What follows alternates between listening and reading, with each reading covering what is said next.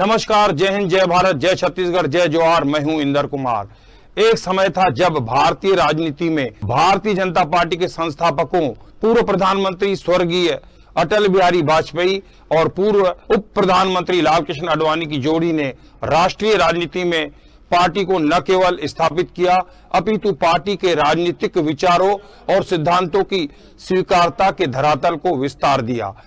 उसके बाद 2014 में नरेंद्र मोदी के प्रधानमंत्रित्व में बनी सरकार के बाद प्रधानमंत्री मोदी और केंद्रीय गृह मंत्री अमित शाह की जोड़ी ने भाजपा को शिखर पर ला खड़ा कर दिया है। आज यह जोड़ी अपराजेय मानी जा रही है।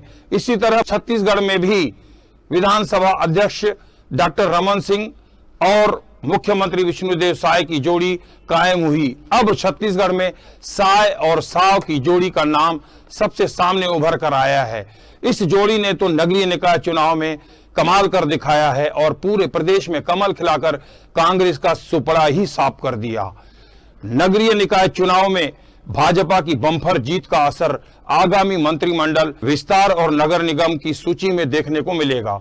यह पहला चुनाव था जिसमें बीजेपी के शीर्ष नेताओं ने मुख्यमंत्री विष्णुदेव साय के हाथों पूरी ताकत सौंप दी थी। साय ने भी नगरीय निकाय के प्रशासनिक निर्णयों की जिम्मेदारी उप मुख्यमंत्री अरुण साव को सौंपी। साय साव की जोड़ी के लिए अपनी काबिलियत दिखाने का मौका रहा। बीजेपी की जबरदस्त जीत जोड़ी ने जो भी निर्णय लिए वह सब सही निकले। इससे दिल्ली में इन दोनों पर विश्वास तो बढ़ा ही राष्ट्रीय राजनीति में भी कद बढ़ता भी तय माना जा रहा है। वहीं रायपुर, बिलासपुर और दुर्ग की बम्पर जीत का श्रेय क्रमशः राजेश मूणत, अमर अग्रवाल और गजेंद्र यादव को दिया जा रहा है, क्योंकि यहां महापौर के उम्मीदवारों का चयन इनकी राय से किया गया था। शानदार जीत के बाद अब इन तीन नेताओं के मंत्री बनने का रास्ता सशक्त बताया जा रहा है। इनके अलावा निकाय चुनाव में पर्दे के पीछे काम करने वाले विधायकों और पदाधिकारियों को भी उपहार स्वरूप निगम मंडल में बड़ी जिम्मेदारी मिलने की संभावना जताई जा रही है। रायपुर में मिनल चौबे को महापौर का उम्मीदवार बनाने की स्थिति में जीत दिलाने का जिम्मा विधायक राजेश मूणत ने लिया था। प्रदेश में सबसे अधिक वोटों से मिनल के जीतने का बेहतर असर मूणत के मंत्री पद के दावे को मजबूत करेगा।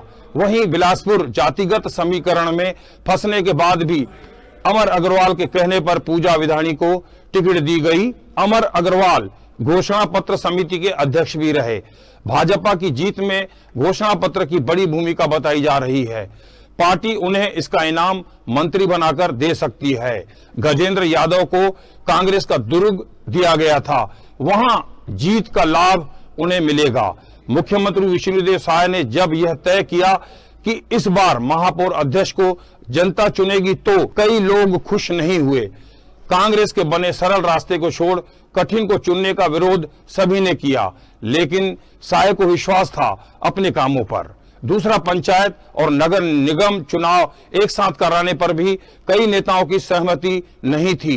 35 दिन में दोनों चुनाव पर भी कई लोगों ने हाथ खड़े कर दिए थे, लेकिन साय के अटल विश्वास के असंभव को संभव कर दिया। 1.25 साल काम का कमाल मंत्री होने की वजह से अरुण साव की सबसे बड़ी जिम्मेदारी थी। उन्होंने चुनाव से पहले शहरों के विकास के लिए निकायों को 74,000 करोड़ रुपए आवंटित किए। निकायों की मौजूदा हालत को बेहतर कर यह संदेश दिया कि भाजपा सरकार ने 1.25 साल में यह किया, अगर महापौर आया तो सूरत बदल जाएगी। इस वजह से जनता एक तरफा भाजपा की तरफ आई। रूठों को मनाने में प्रदेश के अध्यक्ष किरण सिंह देव सफल रहे। टिकट न मिलने पर कई लोग विरोध में उतरे, लेकिन इनकी रणनीति के आगे सभी काम में जुट गए। जगदलपुर में ही मनीष पारक को टिकट नहीं मिलने पर वे 2 दिन नाराज रहे। बाद में संजय पांडे के लिए प्रचार में जुट गए। निकायों में भी जीत के लिए संगठन के अरुण जामवाल और पवन साय ने एक गोपनीय टीम बना रखी थी, जिसमें भूपेंद्र सवन्नी, नंदन जैन, डॉक्टर विजय शंकर मिश्रा, अमित चिमनानी को रखा गया था। हर दिन रात में बैठक कर यह प्रदेश के उन निकायों को चिन्हित करते थे जहां भाजपा पीछे चल रही थी। ऐसी जगहों पर सीएम डिप्टी सीएम की सभाएं कराते बड़े शहरों को हराने की रणनीति भाजपा ने कांग्रेस के बड़े शहरों को हराने का जिम्मा एक एक नेता को सौंपा था।